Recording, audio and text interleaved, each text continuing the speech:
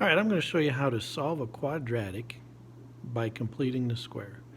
This right here is just a standard form of a quadratic, and if you think about what it means to solve a quadratic, is basically to find out where it crosses the x-axis, and where it crosses the x-axis the y is 0. So basically we're just replacing this with 0. So if you look at this, set the f of x or the y equal to 0, we're trying to solve that for x. What are the values of x, or where does this cross the x-axis? Well, all I want to do is show you how to solve one of these when the a value is 1. On a different video, I'll show you how to solve when a is not 1. So an example, x squared plus 6x plus 3 equals 0. And I'm going to try and find out where does this quadratic cross the x-axis. That's what we're solving for. Alright, so let me give you a couple notes over here. I'll put them over here to the side and we'll refer back to them. Number one, when we're solving these, we always want the a to be equal 1, and I'll show you how to do that some other video, but this one, it's already 1. So step 1, get the constant term to the other side. The constant term is the term without the letter x. So get constant to other side. Okay, so in my problem, my example over here, the constant is the 3. It doesn't have an x, so I get that to the other side. In this case, by subtracting. Now, I always like to leave a little space here because I'm going to put something in there.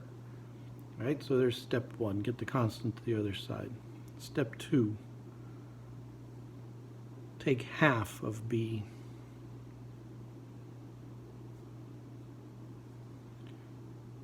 And in this case, or in these problems, the b is your linear term, the term with the exponent of 1, so it's a coefficient. I'm going to take half of that, and half of 6 is 3. I'm going to write another 2 steps here, and then we'll put that in there. Square this term.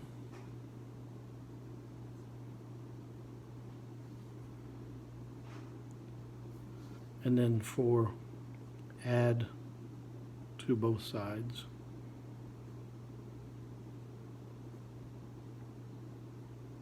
Okay, add that term to both sides. So half of 6 is 3. I'm going to add it. This is always add. Square it and add it to both sides. Now I like to leave that as 3 squared instead of 9 because the next thing, well, it'll help me when I do this next step, and the next step is to factor the left side.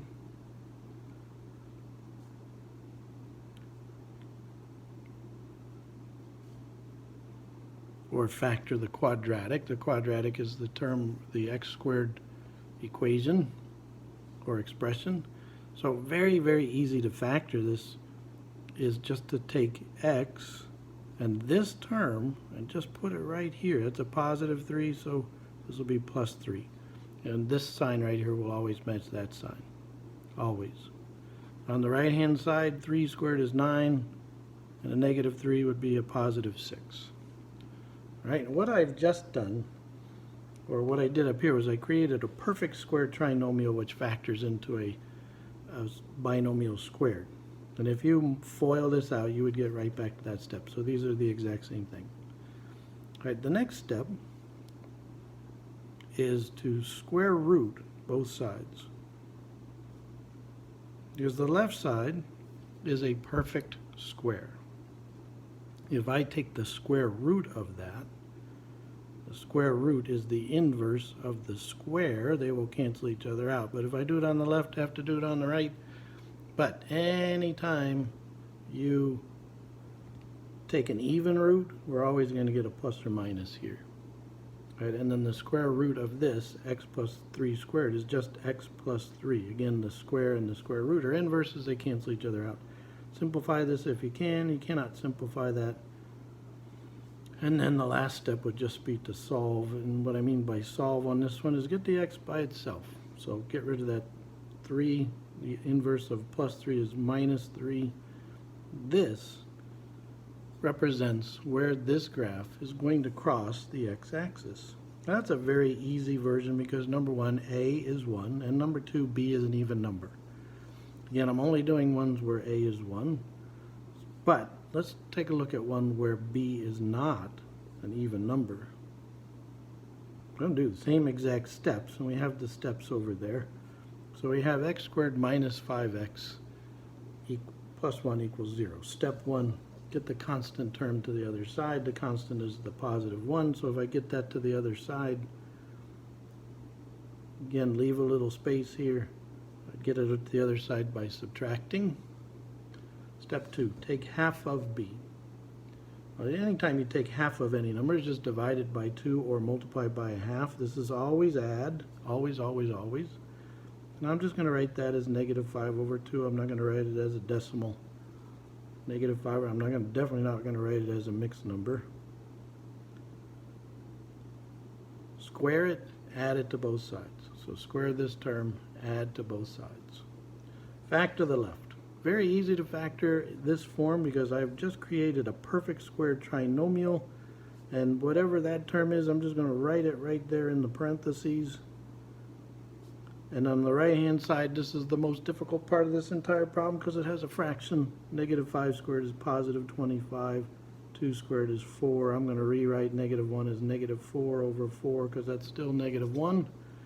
And I combine those, I get 21 over 4. The next thing, according to these steps, square root both sides. And if I take the square root of the left, the square will go away. If I take the square root of the right, remember it's plus or minus, and the square root of 21 cannot be simplified, but the square root of 4 can. And then solve this by adding 5 over 2 to both sides. This is the exact answer of where this parabola would cross the x-axis if I graphed it. Now, because these denominators are the same, I could write it as 1 fraction. And that represents the solution to this problem.